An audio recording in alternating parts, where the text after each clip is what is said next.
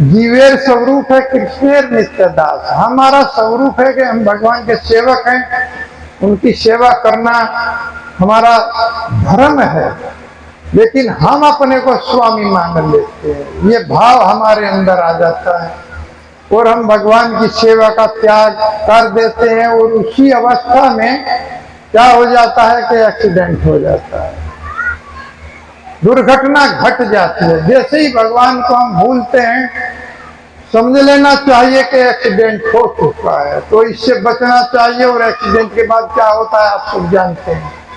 तो इसलिए सावधान होकर के भगवान की कथा को सुनना चाहिए। इसलिए सावधान कर रहे हैं कि आगे कुछ ऐसी बातें आती हैं जो हम लोग हमारी बुद्धि से परे होती है, हम समझ नहीं सकते। इसीलिए कुछ ऐसी बातें आएंगी, जैसे कि चित्रकेतु ने लाखों शादियां की थी, जब उनके कोई बच्चा नहीं हुआ, लाखों शादियां किया, लेकिन उसके बाद भी उनको कोई पुत्र प्राप्त नहीं हुआ। ये भी कथा में आएगा। तो हम लोग तो एक दो पत्नियों का को नहीं निभा पाते हैं, इच्छाएं पूरी नहीं कर पाते हैं। तो वो राजा थे, पता नहीं क्या स्थिति उस समय, कितने राजा तो लिखा है कि बहुत बड़े पूरी पृथ्वी के चक्रवर्ती सम्राट थे, लेकिन पुत्र के प्रति इतने लालायत थे कि वो केवल उनके हृदय के अंदर एकमात्र यही इच्छा थी। इसलिए शादी के बाद शादी के बाद शादी ये ही करते जा रहे थे। लेकिन भगवान की इच्छा होती है, मनुष्य की वहां पर नहीं चलती। कोई भी संतान उनको नहीं थी। आसीद राजा सर्वभौम सूरसेने सुवे निरपा चित्रकेतु रीति ख्यातो यस्यासीत काम भुक्मही। राजा के पास कोई कमी नहीं थी। सूरसेन देश में चित्रकेतु नाम का राजा राज्य करता था। सूरसेन मथुरा नगरी को कहते हैं। मथुरा उनकी राजधानी थी और उनका नाम था चित्रकेतु, और वो पूरी पृथ्वी के सम्राट थे, राजा थे। सार्वभौम, सार्वभौम शब्द आया है, पूरी पृथ्वी पर उनका राज्य था। और यस्यासीत काम भुक्मही, भूमि उनकी इच्छा के अनुसार फल देती। इतने प्रतापी राजा थे कि पृथ्वी भी उनको सब कुछ प्रदान करती थी। जैसे युधिष्ठिर महाराज के जो राज्य था उसमें वर्षा उनकी इच्छा से हो जाती, जब चाहते थे तब वर्षा हो जाती थी। ऐसे ऐसे राजा हुए हैं। तो इसी तरह के सब कुछ उपजाऊ भूमि थी और फसल बहुत अच्छी होती थी। तो जैसे हम देखते हैं कि उदार राजा अगर होगा, क्योंकि राजा भी ईश्वर का रूप होता है प्रजा के लिए, अगर राजा उदार होगा, कोई घोटालेबाज राजा नहीं होंगे, तो भगवान प्रसन्न होते हैं, पृथ्वी भी प्रसन्न होती है। तो जैसे देख रहे हैं कि मोदी जी जब से मुझे लगता है कि राज्य कर रहे हैं 14 से, तो अकाल नहीं पड़ा है।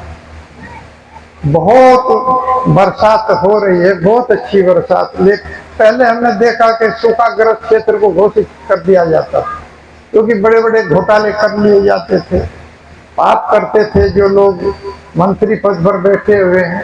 आज भी कुछ हो सकता है, क्योंकि एक व्यक्ति इतने बड़े राज्य को देखता है, लेकिन फिर भी बहुत अच्छा शासन चल रहा है। तो उदार राजा जहाँ होता है वहां पर प्रजा प्रसन्न रहती है। तो इसी प्रकार के राजा थे। और जब कोई क्रूर राजा आता है तो पृथ्वी पैदावार देना बंद कर दे। वैसे ही एक राजा हुए, अंग महाराज के पुत्र थे बेन। अंग महाराज तो बहुत ही अच्छे राजा थे, लेकिन पुत्र नालायक हो गया। और पुत्र साम्राज्य में सबको तंग करता था, साधुओं को तंग करता था, परेशान करता था, जनता को दुखी करता था। तो सारी जनता में हाहाकार हो गया। पुत्र की कारस्तानी को देखकर पिता एक दिन रात को घर छोड़ करके चले गए। एक राजा इतना विवश हो गया अपने पुत्र के कारण कि वो राज्य को ही छोड़ करके चला गया। और इस पर पुत्र प्रसन्न हुआ, दुखी नहीं हुआ कि ठीक है चले गए, और पुत्र ने अपने आप को राजा घोषित कर दिया। और घोषित करने के बाद में पूरा उत्पात उसने मचाया। साधुओं से मना कर दिया, कोई विष्णु भगवान नहीं है, राजा भगवान होता है, आप लोग मेरी जय जयकार करें, मेरे नाम का उच्चारण करें। बैन ने बैन लगा दिया प्रजा के ऊपर, नाम भी बैन, बैन नाम था तो उसने बैन लगा दिया कि कोई भी भगवान का नाम नहीं लेगा। तो उसी समय नारद जी कुछ साधुओं के साथ उधर से निकले, तो उन्होंने बैन को समझाने का प्रयास किया, आप ऐसा मत कीजिए, विष्णु का नाम आप भी गाइए, जनता को भी गाने दीजिए। लेकिन बैन जो है उसने महात्माओं पर भी बैन लगा दिया। उसने कहा कि आप भी हमारा नाम लीजिए, बैन की जय बोलिए अभी। तो उन्हें परेशान किया। तो उच्च कोटि के साधु थे, उन्होंने कहा हंता हंता हंता, 3 बार कहा। तो नारद जी के कहने से वो मर गया। हंता का अर्थ है मर जाओ मर जाओ। तो बैन मर गया, बैन की मृत्यु हो गई इतना कहने से ही। लेकिन साधुओं ने फिर देखा कि राजा तो होना आवश्यक है, तो उन्होंने उसकी जंघाओं का, पैरों का मंथन किया मंत्रों के द्वारा। उसमें से एक निषाद जाति प्रकट हुई। निषाद प्रकट हुई, कौवे की तरह का कुछ उसका शरीर था, काले रंग का। तो उन्होंने कहा इससे तो काम नहीं चलेगा। फिर भुजाओं का मंथन किया, तो भुजाओं में से पृथु महाराज का प्राकट्य हुआ। भागवत में वर्णन, बोलिए पृथु महाराज की जय। क्योंकि पृथु महाराज एक भगवान का अवतार है। बैन की भुजाओं से पृथु महाराज का प्राकट्य हुआ। पृथु महाराज ने, जब पृथ्वी कुछ नहीं दे रही थी बैन के शासन में, तो पृथु महाराज ने इसका दोहन किया पृथ्वी का।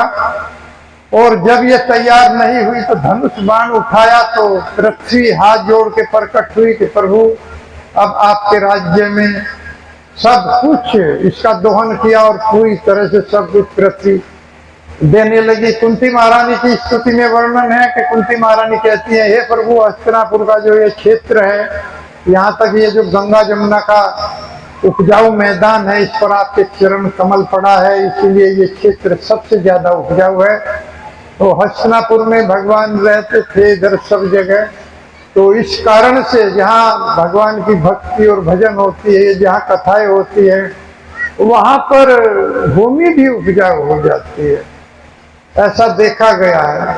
तो इस तरह से ये सब प्रश्न का उत्तर दिया कि राजा इतना श्रेष्ठ था कि उसके यहाँ पृथ्वी अपने आप सब कुछ उत्पन्न कर रही थी। तो आगे बता रहे हैं कि तस्य भार्या सहस्त्राणाम सहस्त्राणी दशा भवन। उस राजा के लाखों स्त्रियां थी, लाखों उसने शादी किया। संतान निकस्ती नरको न लेधे पासु संतति। राजा बहुत योग्य था, बहुत युवा सुंदर राजा था और संतान उत्पत्ति के लायक था, लेकिन सभी स्त्रियां बांझ थी इसके, इसलिए उसको कोई संतान उत्पत्ति की प्राप्ति नहीं हो पाई। तो कभी कभी भगवान की इच्छा होती है, कभी कभी तो ऐसा होता है कि पति पत्नी दोनों स्वस्थ होते हैं, डॉक्टर को दिखाया जाता है, सब ट्रीटमेंट करा, बिल्कुल ठीक बताए जाते हैं, लेकिन फिर भी संतान नहीं। यहाँ समझना चाहिए कि भगवान ऐसा ही चाह रहे हैं। तो कई जगह ऐसा देखा गया है कि 2-2, 3-3 शादी कर लिया जाता है, फिर भाई की भी शादी हो जाती है, भाई भी 2 शादी कर लेता है। कई जगह ऐसा है कि फिर भी संतान उत्पत्ति नहीं हुई है। ये भगवान की इच्छा पर छोड़ देना चाहिए।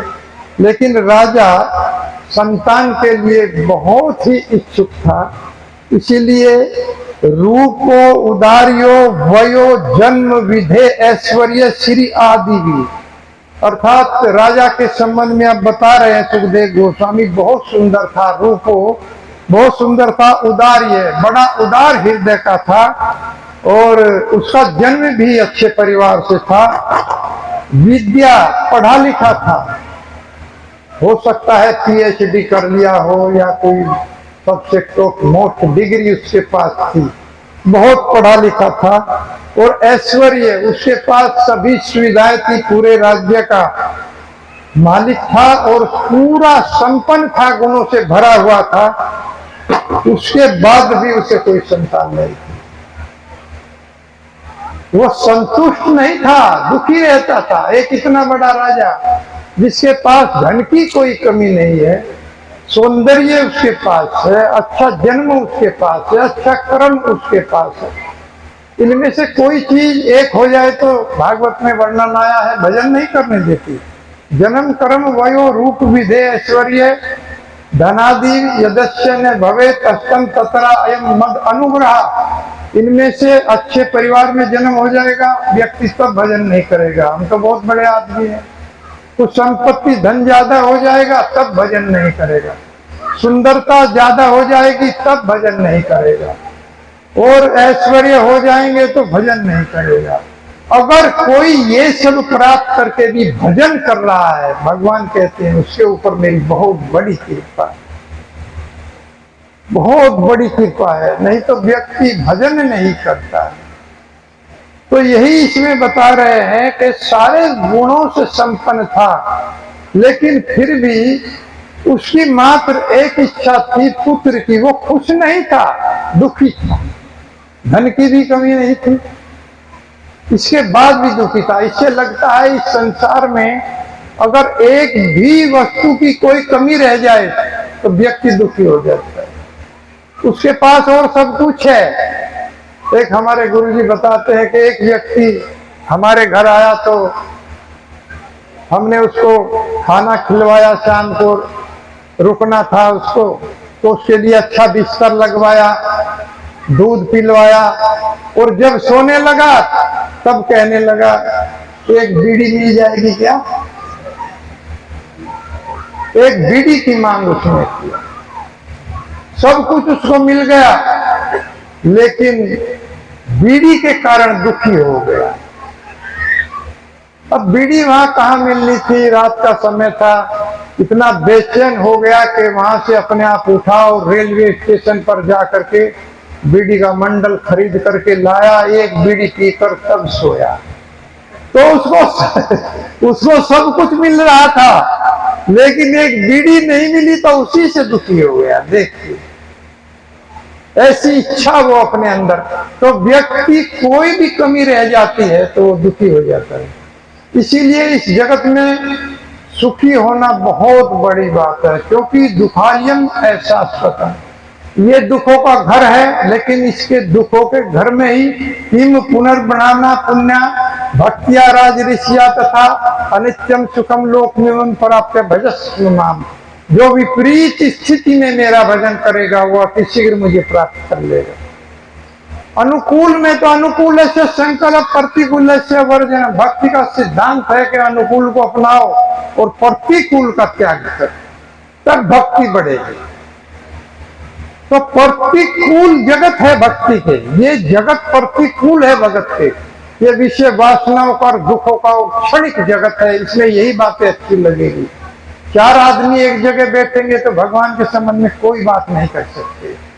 पूरे दिन में गांव में जो घटना घटी है उसी के संबंध में बात करेंगे। उस आदमी ने आज ये कर दिया, उसने ये कर दिया, व्यर्थ का पर जल्द करते रहेंगे, बीड़ी हुक्का फूकते रहेंगे।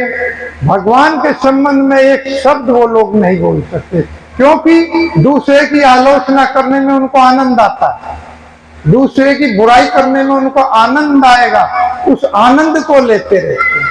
पर भगवान की कथाओं से इनसे दूर भागते हैं, क्योंकि ये प्रतिकूल स्थिति है इस जगत की। लेकिन इस प्रतिकूल स्थिति में सुखम लोक निमम प्राप्त कर भजन, ये क्षणिक जगत है और दुख से भरा हुआ है। जो इसमें भजन कर जाएगा वो अति शीघ्र मुझे प्राप्त कर लेगा। भगवत गीता। हरे कृष्णा कृष्णा कृष्णा कृष्णा हरे हरे, हरे राम राम राम।